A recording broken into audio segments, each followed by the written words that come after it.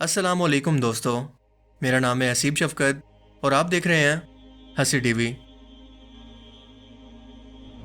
क्या इंसानों के लिए इमॉर्टैलिटी यानी हमेशा की ज़िंदगी का तस्वुर किसी तरह से मुमकिन है?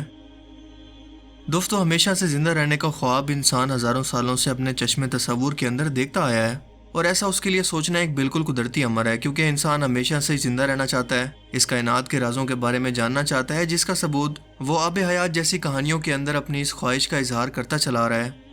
लेकिन क्या ये हकीकी तौर पर मुमकिन भी है?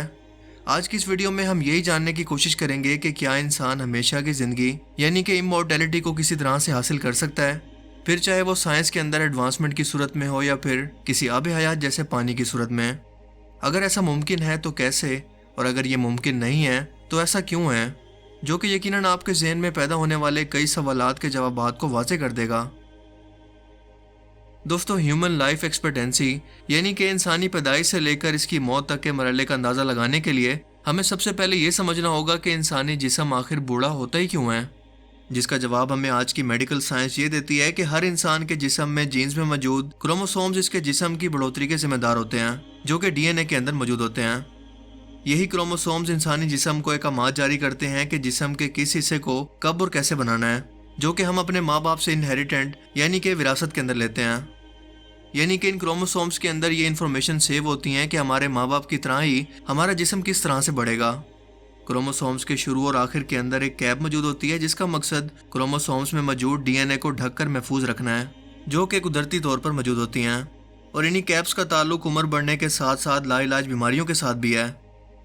क्योंकि इंसानी सेल्स डीएनए कोडिंग से मिलने वाले अहकामात से जब भी बढ़ने लगता है तो हर एक इंसानी सेल जिसके अंदर ये क्रोमोसोम्स मौजूद हैं अपनी लगातार कॉपीज को तैयार करते हैं, और हर सेल की तैयारी के बाद इसे कट करके इसके गिर्द टेलोमेयर्स की कैप इसके किनारों पर बनती है। उम्र बढ़ने के साथ साथ ये टेलोमेयर्स छोटे होते जाते हैं, यहाँ तक कि बिल्कुल ख़त्म हो जाते हैं या बचते ही नहीं हैं। लिहाजा अब इंसानी सेल्स मज़ीद तकसीम होना बंद हो जाते हैं और इसके नतीजे में हमारी जिल्द खुद को रीफिल करना या रिस्टोर करना बंद कर देती है। हमारे चेहरे पर झुर्रियाँ नमूदार होती हैं, हड्डियाँ कमज़ोर होना शुरू हो जाती हैं और तमाम जिस्मानी निज़ाम एक नाकारा मशीन की तरह आहिस्ता आहिस्ता से कमज़ोर होने लगता है। इससे हमें एक बात तो समझ में आई कि अगर हमें एजिंग फैक्टर को रोकना है तो सबसे पहले इन टेलोमेयर्स को एजिंग से या फिर बढ़ने से रोकना होगा।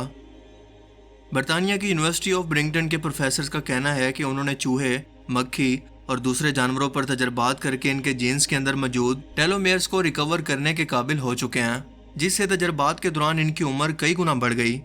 लेकिन वो ये तजर्बात इंसानों पर नहीं कर सकते,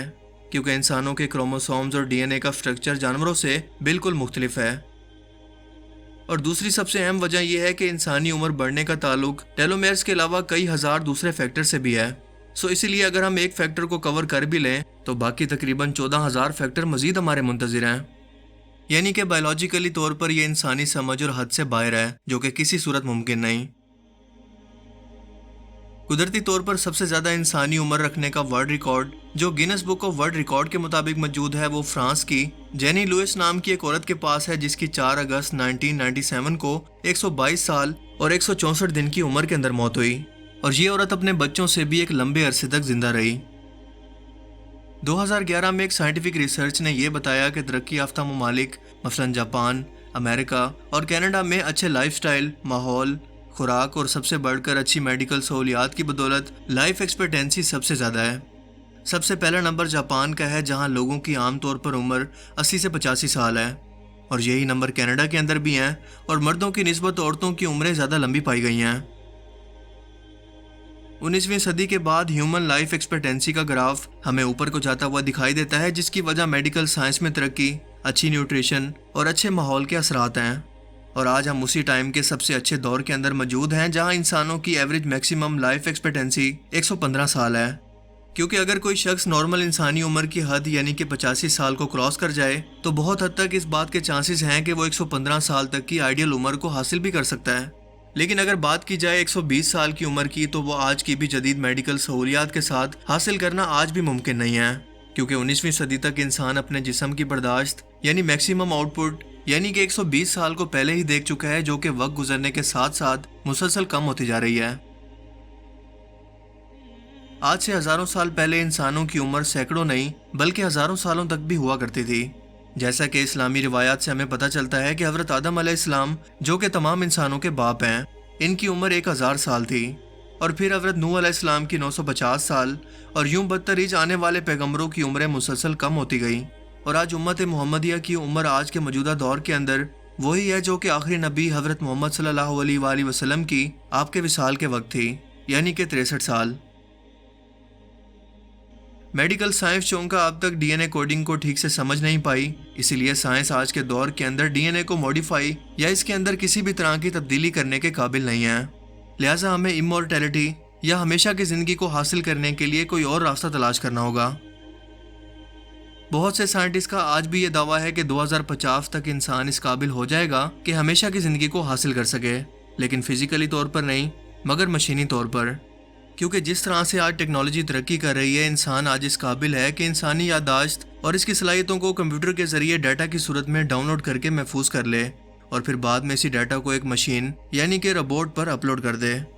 سو تھیوریٹیکلی تو اس انسان کو جس کا دماغ سکین کر کے روبوٹ پر اپلوڈ کیا ہے، اسے یوں محسوس ہونا چاہیے کہ جیسے وہ کسی گہری نیند سے جاگا ہے، لیکن کیا واقعی ایسا ریئل کے اندر پاسبل بھی ہے؟ اس چیز کو ثابت کرنے کے لیے ایک بہت ہی دلچسپ تجربہ کیا گیا۔ 2014 کے اندر ایک راؤنڈ ورم کے دماغ کو سکین کر کے ایک روبوٹ پر اپلوڈ کیا گیا، جو کہ بعد میں بالکل ویسا ہی بیہیو کرنے لگا جیسا کہ یہ راؤنڈ ورم کر رہا تھا، مطلب کہ یہ طریقہ بالکل سچ میں کام کر رہا تھا۔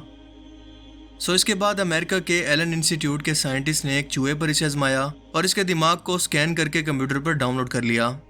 اس مقصد کے لیے انہیں اس چوہے کے دماغ کو 25,000 مختلف حصوں کے اندر بانٹنا پڑا، اور اس کا ہر ایک حصہ 40 نینو میٹر سے بھی چھوٹا تھا، یعنی کہ ریت کے ایک ذرے سے بھی چھوٹا۔ سو اگر اس کا موازنہ انسانی دماغ کے ساتھ کیا جائے تو اس کا سائز اور نیورونز کا سٹرکچر اتنا بڑا ہے کہ اسے سکین کرنے کے اندر صدیاں لگ جائیں گی، اور نہ ہی آج کی لیٹسٹ ٹیکنالوجی بھی اس قابل ہے کہ ایسا کر پائے۔ لیکن اس کے علاوہ سوال یہ بھی پیدا ہوتا ہے کہ فرض کریں کہ اگر ایسا ممکن ہو بھی جائے تو آپ کے جذبات اور روح کا کیا ہوگا؟ کیا وہ بھی آپ کے دماغ کے ڈیٹا کے ساتھ ڈاؤن لوڈ ہوں گی؟ یعنی کہ ہمیں پتہ چلا کہ یہ سر پھرے سائنٹسٹ کی صرف خام خیالی کے سوا کچھ بھی نہیں ہے۔ انسانی دماغ آج بھی سائنس کے لیے ایک پہیلی ہے کہ وہ دراصل کام کیسے کرتا ہے۔ انسانی جسم کے ایسے کون سے فیکٹر ہیں جو کہ ہمیں دراصل بوڑھا کرتے ہیں، اور سب سے بڑھ کر کے موت کیا ہے؟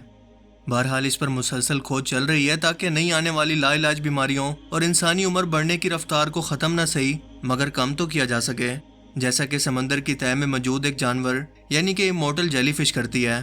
جو کہ اپنی موت کے قریب آنے پر اپنے سیلز کو دوبارہ سے ریکور کر لیتی ہے، لیکن پھر بھی بیماری اور بیرونی خطرات سے خود کو بچا کر ہمیشہ کی زندگی کو حاصل نہیں کر پاتی۔ دوستو، موت ایک اٹل حقیقت ہے جس سے بچنا کسی بھی صورت انسان کے لیے ناممکن ہے، اور ہماری اس پوری کائنات کے اندر اللہ تعالیٰ کی ذات کے سوا کوئی بھی ایسی چیز نہیں ہے یا کوئی بھی ایسی ہستی موجود نہیں ہے جو کہ پیدا ہوئی ہو اور وہ ایک دن فنا نہ ہو، یعنی کہ اسے موت نہ آئے، کیونکہ آخرت ہی وہ واحد جگہ ہے جہاں پر انسان اپنی ابدی زندگی کو حاصل کریں گے اور اپنے اعمال کے مطابق جنت اور جہنم کا فیصلہ پائیں گے۔ سو امورٹل ہونا انسانی خواہش تو ہو سکتی ہے، مگر حقیقت کے اندر ایسا بالکل بھی کسی بھی طرح سے پاسبل نہیں ہے، نہ آج اور نہ ہی آنے والے کسی ٹائم کے اندر، کیونکہ ہر ایک زندہ چیز کو ایک روز موت کا ذائقہ چکھنا ہے۔ سو اس عارضی زندگی کی بجائے ہمیشہ کی زندگی کی فکر کریں تاکہ کل کو اپنے رب کے حضور شرمندہ نہ ہونا پڑے۔ مجھے امید ہے کہ آج کی اس ویڈیو سے آپ کو بہت کچھ نیا جاننے کو ملا ہوگا اور یہ ویڈیو آپ کو پسند آیا ہوگا۔ اگر یہ ویڈیو آپ کو اچھا لگا تو اس ویڈیو کو لائک کیجئے، اور اب میں ملوں گا آپ سے ایک ایسی ہی نئی انٹرسٹنگ ویڈیو میں۔ تب تک کے لیے اپنا بہت سا خیال رکھیے گا۔ Thanks for watching this video. اللہ حافظ۔